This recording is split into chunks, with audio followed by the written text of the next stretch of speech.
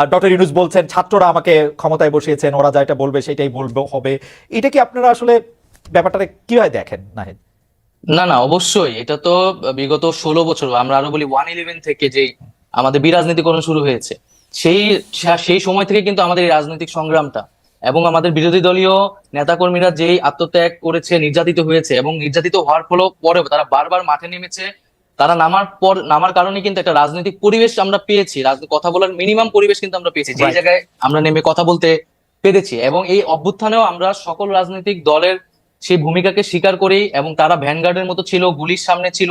এবং ব্যক্তিগতভাবে বললেও কিন্তু ছাত্রদল বলেন বা শিবির বলেন বা বামপন্থী সংগঠন, প্রত্যেকেই আমাদেরকে নানাভাবে সহযোগিতা করেছে। ব্যক্তিগতভাবে আমাদের জীবন রক্ষার্থেও তারা অনেক ভূমিকা পালন করেছে।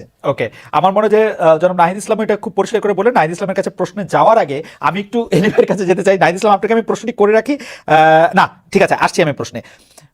এনি ভাই, আমরা কিন্তু সবাই যখন এই সরকার চলে গেল তখন ছাত্র জনতার আন্দোলনের ফলে এই সরকার পাওয়ার পরে আমরা কিন্তু একটা জরুরি প্রয়োজন বোধ করেছিলাম যে আমরা একই ধরনের সরকার, যে সরকারকে কেউ ফেসিস্ট বলছেন, যে সরকারকে কেউ নিপীড়ক বলছেন, সেরকম আরেকটা সরকার চাই না। সেই ইঙ্গিতটা কিন্তু আপনাদের উপরও ছিল, কিন্তু যে আমাদের যে ভয় ছিল, এনি ভাই আপনার কাছে কি মনে হয় না সেই ভয়টা খুব অমূলক ছিল না? আমি দুই একটা উদাহরণ দিই। এই আন্দোলনের আপনাদের সহচর সাবেক ডাকসু ভিপি বা ডাকসু ভিপি নূর থেকে শুরু করে সরকার থেকেও কেউ কেউ কিন্তু আপনাদেরকে উদ্দেশ্য করে বলেছেন চাঁদাবাজি, সিন্ডিকেট ইত্যাদিতে আওয়ামী লীগের জায়গাগুলি বিএনপিও তার অঙ্গ সংগঠনে কেউ কেউ দখলদারিত্ব কায়েম করেছে, নিজেরা মারামারিতেও জড়িয়ে পড়ছে। এই নিয়ে আপনাদের শীর্ষ নেতারাও হুঁশিয়ারি দিচ্ছেন, বহিষ্কার করেছেন, কমিটি স্থগিত করছেন, তবু থামছে না কেন? আমরা কি এটা ধারণা করতে পারি যে এখন যদি বিএনপি জনগণের ম্যান্ডেট নিয়ে ক্ষমতা আসে তাহলে একই ধরনের কাজ আবার করতে থাকবে, যেটি বিগত সরকারের সময় আমরা এটি দেখেছি? দেখুন, আমরা খুব পরিষ্কারভাবে আমাদের কথাগুলো জাতির সামনে আমরা তুলে ধরেছিলাম। আমরা 7 তারিখে আমরা একটা সভা করেছি, সমাবেশ করেছি। সেই সমাবেশে আমাদের ভারপ্রাপ্ত চেয়ারম্যান খুব স্পষ্ট ভাবে কিছু বক্তব্য তুলে ধরেছেন জাতির সামনে।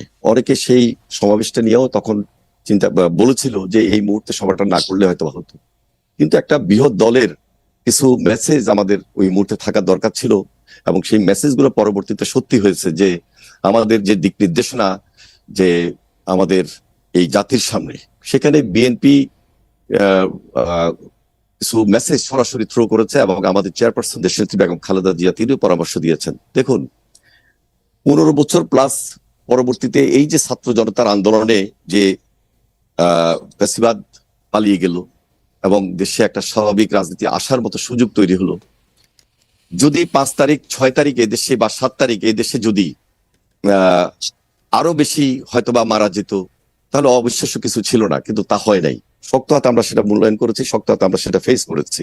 এবং 7 তারিখে আমাদের ভারপ্রাপ্ত চেয়ারম্যানের মেসেজটা এমনই ছিল যে কোনোভাবে যে আমাদের কোনো দলীয় নেতাকর্মী অথবা বিএনপির নামে যদি কেউ কোনো চাঁদাবাজিতে যায় বা কোনো ধরনের প্রতিশোধ স্পৃহা নিয়ে সেখানে আঘাত করতে যায়, তাহলে কিন্তু আমরা সরাসরি পার্টির তার বিরুদ্ধে ব্যবস্থা গ্রহণ করবো, এবং সেই ব্যবস্থা আমরা নিয়েছি। এমনও আপনারা অনেকখানি লক্ষ্য করেছেন যে আমাদের দলের নামে কেউ যদি কোনো ধরনের উচ্ছৃঙ্খল বা বিশৃঙ্খল আচরণে জড়িত হয়, তার বিরুদ্ধে আমরা মামলাও করেছি, গ্রেপ্তারও করেছি।